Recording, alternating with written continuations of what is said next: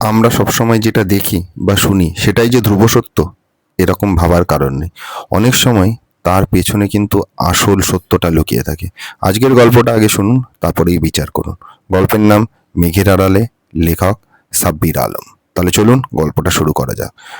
Drawing রুমে ঢুকেই দৃশ্যটা দেখে আমার রক্ত হিম হয়ে গেল। আমার 5 বছরের মেয়ে তুলি ফ্লোরে বসে অঝরে কাঁদছে। তার সামনে এক প্লেট গরম খিচুড়ি রাখা, আর পেছনে সোফায় পা তুলে বসে আমার দ্বিতীয় স্ত্রী মিতু এক মনে মোবাইল টিপছে। তুলি হাত বাড়িয়ে মিতুর ওড়নাটা ধরলো, আদো আদো গলায় বলল, আম্মু খিদে লাগছে, মাখায় দাও। মিতু মোবাইল থেকে চোখ না সরিয়েই এক প্রকার ঝটকা দিয়ে ওড়নাটা ছাড়িয়ে নিল। তারপর অত্যন্ত কর্কশ গলায় বলল, গায়ে হাত দিবি না, তোকে না বলেছি খিদে লাগলে নিজের হাতে খা, আর না পারলে না খেয়ে থাক, আমি তোর আয়া না। তুলি ভয় কুঁকড়ে গেল। ওর ছোট্ট হাতটা কাঁপছে। গরম খিচুড়ি ও মেখে খেতে পারছে না। আমি আর সহ্য করতে পারলাম না। হাতের ব্যাগটা দড়াম করে ফ্লোরে ফেলে চিৎকার করে উঠলাম, মিতু! মিতু চমকে তাকালো, কিন্তু তার চোখে কোনো ভয় বা অনুশোচনা নেই। উল্টে বিরক্ত হয়ে বলল, অফিস থেকে এসেই চিৎকার শুরু করলে? মাথাটা ধরিয়ে দিও না তো। আমি ছুটে গিয়ে তুলিকে কোলে তুলে নিলাম। মেয়েটা আমাকে জড়িয়ে ধরে হিঁচকি তুলে কাঁদতে লাগলো। আমি মিতুর দিকে তাকালাম। আমার চোখে তখন রাজ্যের ঘৃণা। বললাম, তুমি একটা পাষাণ। একটা মা মরা বাচ্চার সাথে এমন ব্যবহার করতে তোমার বুক কাঁপলো না? তোমাকে বিয়ে করাটা ছিল আমার জীবনের সবচেয়ে বড় ভুল। মিতু সোফা থেকে উঠে নিজের রুমে যেতে যেতে বলল, ভুল তো করেছই, এখন মাসুল দাও। আর শোনো, আজ রাতে রান্না হবে না, বাইরে থেকে খেয়ে এসো। দরজাটা মুখের ওপর ধপাস করে বন্ধ করে দিল। আমি তুলিকে বুকে জড়িয়ে ধরে বসে রইলাম। আমার প্রথম স্ত্রী মারা যাবার পর সবাই বলেছিল, বাচ্চাটার জন্য হলেও আরেকটা বিয়ে কর। ভেবেছিলাম মিতু শিক্ষিত শান্তশিষ্ট মেয়ে, তুলিকে মায়ের অভাব বুঝতে দেবে না। কিন্তু বিয়ের 3 মাসের মাথায় বুঝলাম আমি ঘরে এক জল্লাদ দিয়ে এসেছি। পরের 7 দিন আমাদের বাসায় এক প্রকার নীরব যুদ্ধ চলল। আমি মিতুর সাথে কথা বলি না, ও আমার সাথে বলে না। ও তার নিজের মতো থাকে, বন্ধুদের সাথে আড্ডা মারে, শপিং করে। আর তুলিকে আমি অফিসে যাওয়ার আগে খাইয়ে যাই, এসে আবার খাওয়াই। মাঝখানে একদিন দুপুরে ফাইল নিতে হঠাৎ বাড়িতে এসেছিলাম, দেখি তুলি বারান্দায় গ্রিল ধরে দাঁড়িয়ে আছে। দুপুরের কড়া রোদে ওর মুখ লাল হয়ে গেছে, ঘামে জামা ভিজে একাকার। আমি মিতুকে খুঁজলাম, দেখি ও এসির নিচে লেপ জড়িয়ে অঘরে ঘুমোচ্ছে। আমি মিতুকে ডাকলাম, মেয়েটা রোদে পুড়ে যাচ্ছে আর তুমি ঘুমোচ্ছ? মিতু পাশ ফিরতে ফিরতে বলল, তো ও কি মোমের পুতুল যে রোদে গলে যাবে? একটু রোদ লাগলে হাড় শক্ত হয়। এখন যাও তো, আমার শরীর ভালো লাগছে না। আমি সেদিনই সিদ্ধান্ত নিলাম, আর না, ডিভোর্স আমাকে নিতেই হবে। এই মহিলার সাথে থাক আমার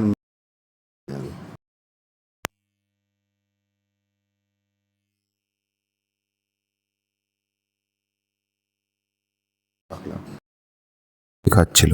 আমি শান্ত গলায় বললাম, মিতু, আমি মুক্তি চাই। আমার মেয়েকেও মুক্তি দিতে চাই। তুমি সই করে দাও। মিতু কাগজটার দিকে তাকালো। তার মুখে কোনো ভাবান্তর নেই। সে হাত বাড়িয়ে কলমটা নিল। সই করতে যাওয়ার ঠিক আগের মুহূর্তে কলিং বেল বেজে উঠল। দরজা খুলতেই শাশুড়ি, মিতুর মা, মিতুর ছোট ভাই। ওনাদের মুখ থমথমে। শাশুড়ি ভেতরে ঢুকে মিতুর দিকে তাকিয়ে বলল, তুই কি এখনো সাজিদকে বলিসনি? আমি অবাক হয়ে জিজ্ঞাসা করলাম, কি বলেনি? মিতু দ্রুত উঠে গিয়ে মাকে থামানোর চেষ্টা করলো। মা প্লিজ, ওসব এখন থাক। শাশুড়ি মিতুর হাত সরিয়ে দিয়ে আমার দিকে ফিরলেন। তার গলা কাঁপছে। বাবা সাজিদ, ও তোমাকে বলেনি যে ওর বায়োপসি রিপোর্ট এসেছে? কিসের রিপোর্ট? শাশুড়ি ব্যাগ থেকে একটা ফাইল বের করে আমার হাতে দিলেন। মিতু মাথা নিচে করে জানলার দিকে সরে গেল। ফাইলটা খুলে আমি স্তব্ধ হয়ে গেলাম। মেডিকেল টার্মগুলো আমার চেনা। রিপোর্টে লেখা, advantage stage of ovarian cancer, metastasis ছড়িয়ে পড়েছে লিভারে। ডাক্তারের নোটে স্পষ্ট লেখা, হাতে সময় খুব কম, সার্জারি করার সময়ও পার হয়ে গেছে। আমার হাত থেকে ডিভোর্সের পেপারটা খসে পড়ল। আমি মিতুর দিকে তাকালাম। এই মেয়েটা মৃত্যু পথযাত্রী, অথচ গত 3 মাস ধরে ও আমার সাথে এমন আচরণ করছে যেন ও পৃথিবীর সবচেয়ে সুখী ও নিষ্ঠুর মানুষ। শাশুড়িরা চলে যাওয়ার পর ঘরটা পুরো নিস্তব্ধ। মিতু জানলার গ্রিল ধরে বাইরের দিকে তাকিয়ে আছে। বিকালের মরা আলো ওর মুখে পড়ছে। ওকে খুব ক্লান্ত দেখাচ্ছে। আমি ধীরে ধীরে ওর পেছনে গিয়ে দাঁড়ালাম। কেন? আমার গলা দিয়ে শব্দ বেরোচ্ছে না। কেন তুমি আমাকে বলনি? আর তুলি, ওর সাথে এমন ব্যবহার কেন? মিতু ঘুরল না, বাইরের দিকে তাকিয়েই বলল, কারণ মায়া বাড়াতে চাইনি সাজিদ। মানে? বিয়ের 15 দিন পরেই আমি রিপোর্টটা হাতে পাই। তখন আমার সামনে দুটো পথ ছিল, এক তোমাকে সব বলে দেওয়া, তোমার সেবা নেওয়া, আর তুলিকে বুকে জড়িয়ে ধরে মায়ের আদর দেওয়া। কিন্তু তাতে কি হতো?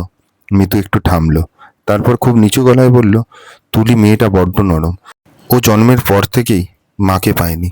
এখন যদি আমি ওকে খুব আদর দিতাম, বুকে জড়িয়ে ধরতাম, ও আমাকে মা হিসাবে মেনে নিত। ও আমার উপর ভীষণভাবে নির্ভরশীল হয়ে পড়তো। আর তারপর 6 মাস বা 1 বছর পর যখন আমি মরে যেতাম, তখন ও আবার দ্বিতীয়বার নিজের মাকে হারাতো। একবার মা হারানোর কষ্ট ও ভালো করে বোঝেনি, কিন্তু এবার আর ও সহ্য করতে পারতো না। ও ভেঙে চুরমার হয়ে যেত। আমি পাথরের মতো দাঁড়িয়ে আছি, বুকের ভেতরটা দুমড়ে মুচড়ে যাচ্ছে। মিতু এবার আমার দিকে ফিরল, শুকনো হাসলো। তাই ঠিক করলাম আমি সৎ মা হব। আমি ওর সাথে এমন ব্যবহার করব যাতে ও আমাকে ঘৃণা করে, যাতে ও নিজের কাজ নিজে করতে শেখে, যাতে ও আমার মৃত্যুতে কষ্ট না পায়। ও যেন ভাবে, যাক বাবা, ডাইনিটা মরেছে, বাঁচা গেছে। আমি আর নিজেকে ধরে রাখতে পারলাম না, ছুটে গিয়ে মিতুকে জড়িয়ে ধরলাম। ও বাধা দিল না, আমার বুকে মাথা রেখে শান্ত হয়ে রইল। যে শরীরটা আমি পাথরের মতো শক্ত ভাবতাম, তা আজ বড্ড জীর্ণ আর দুর্বল মনে হলো। সেদিন থেকে আমাদের যুদ্ধের ধরন বদলে গেল। আমি ডিভোর্সের পেপার ছিঁড়ে ফেললাম। শুরু হলো মিতুকে বাঁচানোর লড়াই। ডাক্তাররা আশা দেখাননি, কিন্তু আমরা হাল ছাড়লাম না। কেমোথেরাপি শুরু হলো। মিতুর সেই লম্বা চুলগুলো ঝরে যেতে লাগলো, শরীর ভেঙে অর্ধেক হয়ে গেল। কিন্তু অদ্ভুত ব্যাপার হলো, মিতু বিছানায় পড়ে যাওয়ার পর তুলি বদলে গেল। আমি ভয়ে ছিলাম তুলি হয়তো মিতুর কাছে যাবে না, কিন্তু মিতুর অসুস্থতাও শিশুর মনটাকে নাড়িয়ে দিল। তুলি নিজে থেকেই মিতুর শিয়ারে গিয়ে বসে থাকতো, ছোট গ্লাসে করে জল এনে দিত। মিতু এখন আর বকা দেয় না, শুধু অসহায় চোখে তুলির দিকে তাকিয়ে থাকে। একদিন দেখলাম কেমোর যন্ত্রণায় মিতু কাতরাচ্ছে, আর তুলি তার ছোট্ট হাত দিয়ে মিতুর মাথায় হাত বুলিয়ে দিচ্ছে। মিতু একদিন আমাকে বলল, সাজিদ, আমি হেরে গেলাম। আমি চেয়েছিলাম ও আমাকে ঘৃণা করুক, কিন্তু দেখো, ও আমায় মায়া দিয়ে বেঁধে ফেললো। আমি মিতুর কপালে চুমু খেয়ে বললাম, তুমি কোথাও যাবে না মিতু। দেখো, নতুন ওষুধটায় কাজ হচ্ছে, ডাক্তার বলেছে ইমপ্রুভমেন্ট আছে। সত্যি মিতুর অবস্থার কিছুটা উন্নতি হলো। ও উঠে বসতে পারলো, অল্প অল্প খেতেও শুরু করলো। আমাদের মনে ক্ষীণ একটা আশা জাগলো, হয়তো মিরাকেল ঘটবে, হয়তো আরো কয়েকটা বছর আমরা ওকে পাবো। তুলির জন্মদিন সামনেই। মিতু জেদ ধরলো ও নিজের হাতে তুলির জন্য পায়েস রাঁধবে। আমি বারণ করলাম, কিন্তু ও শুনলো না। বলল, এই একটা দিন আমাকে দাও সাজিদ। আমি তো আর কোনোদিন। ও কথা শেষ করতে পারলো না, কেঁদে দিল তারপরেই। জন্মদিনের দিন সকালটা খুব সুন্দর ছিল। মিতু রান্নাঘরে ব্যস্ত ছিল, আমি আর তুলি বেলুন ফোলাচ্ছি। সারা ঘর হাসি খুশিতে ভরা। মিতু একটা লাল শাড়ি পরেছে, মাথায় ছোট্ট করে গজানো চুলগুলো ওড়না দিয়ে ঢেকে রেখেছে।